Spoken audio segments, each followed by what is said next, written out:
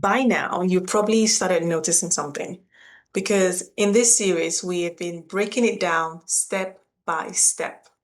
We've looked at the moment when we freeze mid assignment, where we doubt, or like those moments. Then we talked about the lie we've been telling ourselves that more training is going to fix those scenarios and those situations the second day. And then we got into the truth of really what's happening, what is happening mid all these things, that it's not your skill, it is self-trust. That's the main issue. And here's where it gets deeper. Because even when you know that now that you need to trust yourself, it's still going to keep happening, right? So the real question is, why does this keep repeating, even though we now know? Why is it that we can't just have a great job one moment and then the next time we're second guessing ourselves again? We're questioning what's going on, we're worried. Like, why does it feel like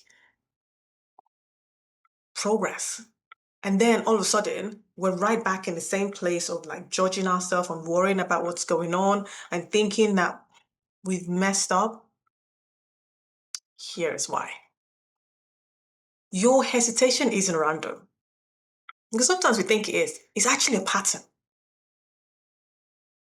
And it is not just any old pattern.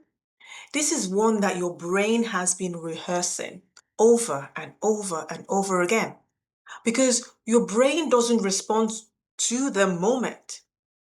It's responding to what is familiar. So most of our thoughts that we're having mid-assignment, those thoughts, we've already had them. We've already experienced them. It's, oh, I'm not getting this. Oh, I'm lost. Gosh, I missed that. Oh, they're such a fast speaker. I'm not good as them. They are new thoughts. They are thoughts you have rehearsed over and over and over again. So here you are. You're not thinking in that moment. You're just remembering what has happened before or gathering more evidence to back that which you are. So when something small happens, maybe you experience a fast speaker, you miss a word, or someone looks at you in a certain way, um,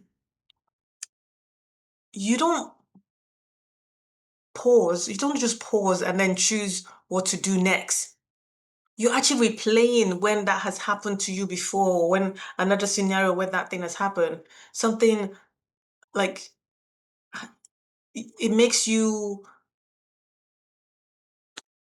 that moment makes you mean something, which then maybe your body tightens, your focus splits, you hesitate, you start the overthinking, you lose the flow. And then after that, you're replaying it again.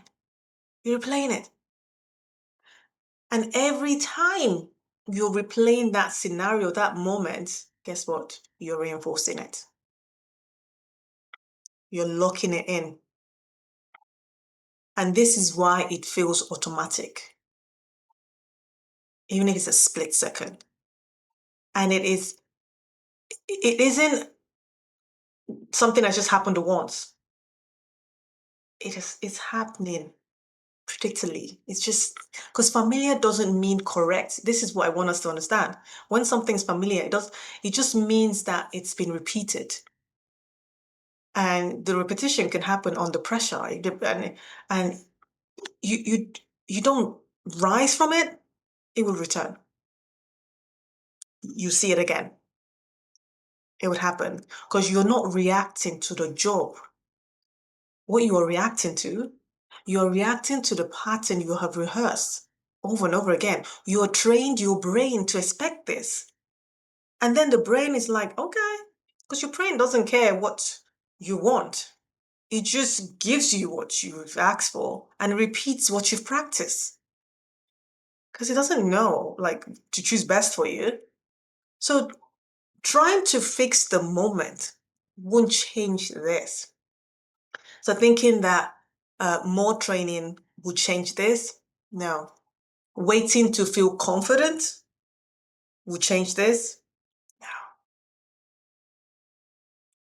you can't fix those moments. What you get to do, you interrupt the pattern. Yeah. And in the next part of this series, I'll be showing you how exactly we can break this loop in real time while you're interpreting. It's not theory. It's what to actually do in the moment, right? Because once you see the pattern, you don't have to keep living inside that pattern, right? So here's what I want you to do.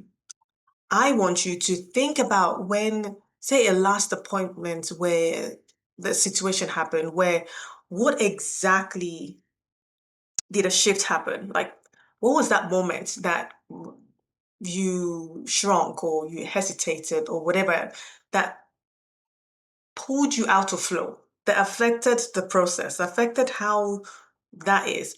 In that moment, I want you to name what that is. Was it that, oh, they finger spell something and I didn't get, like, name it. I froze because I didn't get it. Because the awareness is where this changes. Once we can name it and figure out exactly what that is, that's when we start doing the work. We go deeper about it in the next part. I am Nene. We do this every single day. Remember that your voice matters and it's your time to use it. Bye for now.